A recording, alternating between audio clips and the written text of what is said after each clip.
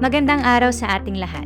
Para sa mga nais mag-avail at magkaroon ng kopya ng aming PowerPoint presentations, kasama ang daily lesson plan, summative at term exam, mag-message lamang sa aming Facebook page sa link na makikita sa comment section. Bago natin simulan ang ating aralin ngayong araw, nais ko munang itanong sa inyo.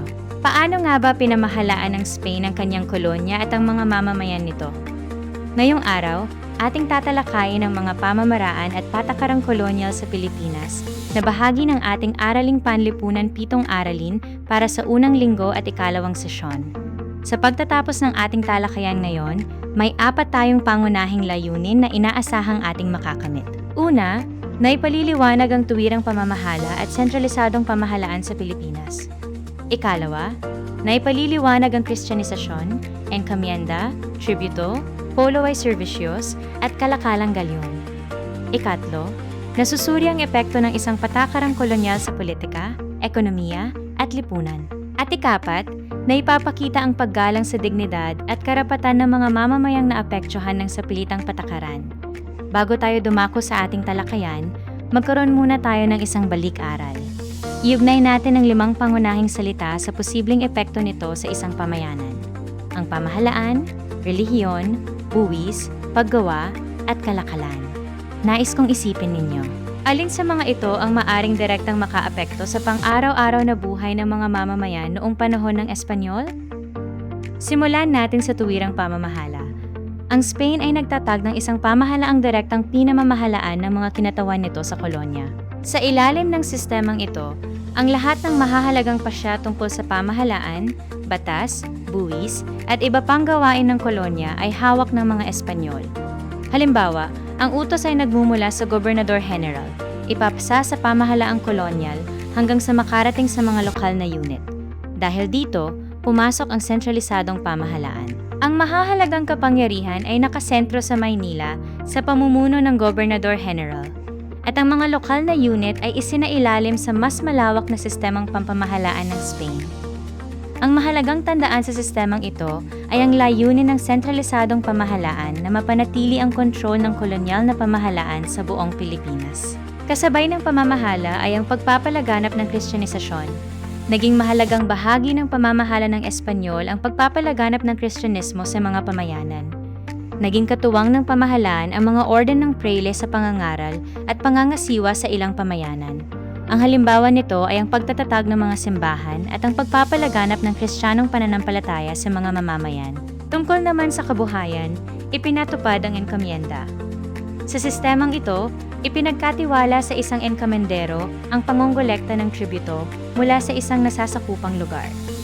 Inaasahan din siyang tumulong sa pangangalaga at pamamahala sa nasasakupan, ngunit nauwi ang sistemang ito sa mga pang-aabuso sa mga katutubo. Kaugnay ng encomienda ang tributo. Ang tributo ay buwis na ipinataw sa mga mamamayan sa ilalim ng pamahalaang kolonyal. Naging bahagi ito ng paraan ng Spain upang makalikom ng yaman at mapondohan ang pagpapatakbo ng kolonyal na pamahalaan. Ang halimbawa nito ay ang isang pamayanan na kailangang magbigay ng itinakdang tributo sa pamahalaang kolonyal. Isa pa sa mga pumatak sa ating kasaysayan ay ang polo y servicios. Ang polo y servicios ay ang sapilitang paggawa ng mga kalalakihang saklaw ng patakarang kolonyal. Ginamit ang kanilang paggawa para sa mga proyektong itinuring na mahalaga ng pamahalaang Espanyol. Ang halimbawa nito ay ang isang lalaki mula sa pamayanan na inatasang magtrabaho sa isang proyektong kolonyal kahit kailangan siya ng kanyang pamilya. Nagkaroon din ng kalakalang galyon. Ang kalakalang galyon ay nag-ugnay sa Maynila at Acapulco sa Mexico bilang isang mahalagang rutang pangkalakalan. Naging bahagi ito ng sistemang pang-ekonomiya ng kolonya at nagpalakas sa ugnayang pangkalakalan ng Pilipinas at Mexico. Ngayon, suriin natin ang isang sitwasyon upang makita natin kung sino ang tunay na nakinabang. Isipin natin ang isang pamayanan na inutusang magbigay ng tributo at manggagawa para sa isang proyektong kolonyal.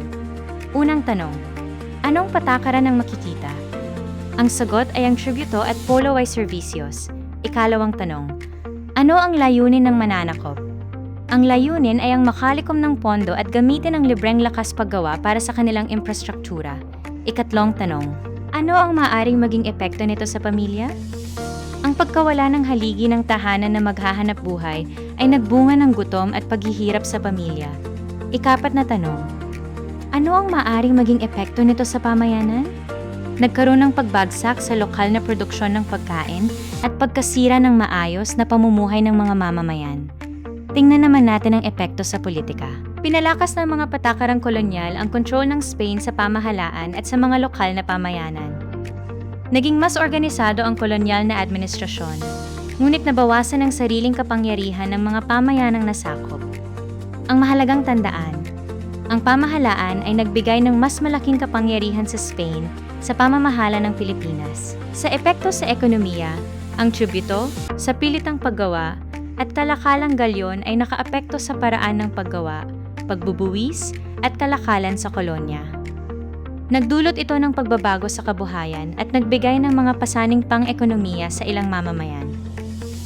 Ang mahalagang tandaan, hindi lamang kalakalan ang nabago ng kolonyalismo.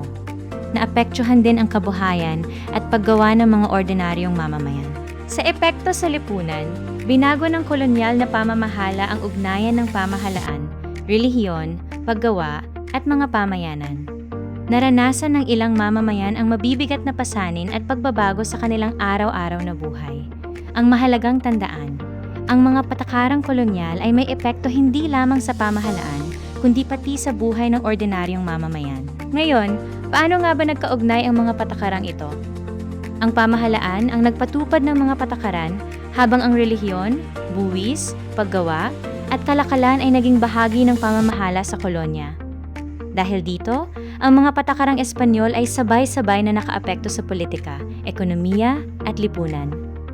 Para sa ating gagawin sa patakaran at epekto chart, hahatiin ang klase sa 5 pangkat. Bawat pangkat ay bibigyan ng isang patakaran.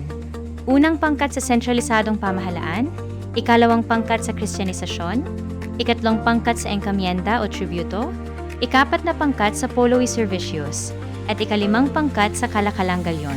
Pupunan ng bawat pangkat ang chart sa pamamagitan ng pagtukoy sa kahulugan, layunin, paraan, sino ang nakinabang, sino ang naapektuhan, at ang pangmatagalang epekto nito. Kasunod nito, magkakaroon tayo ng talakayan. Aling patakaran ang pinakamalaking epekto? Pumili ng isang patakaran mula sa 5 ating pinag-aralan. Pamahalaan, kristyanisasyon, tributo, paggawa, o kalakalan. Ipaliwanag kung bakit malawak ang naging epekto nito sa pang-araw-araw na buhay at gumamit ng 2 ebidensya mula sa ating talakayan upang suportahan ang inyong sagot.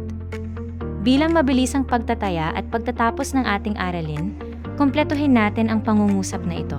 Ang pinakamalaking epekto ng patakarang kolonyal ay ang malalim na pagbabago at paghihirap sa buhay ng mga Pilipino, sapagkat nawalan sila ng kalayaan at napilitang maglingkod at magbayad sa kapakanan ng dayuhang kapangyarihan.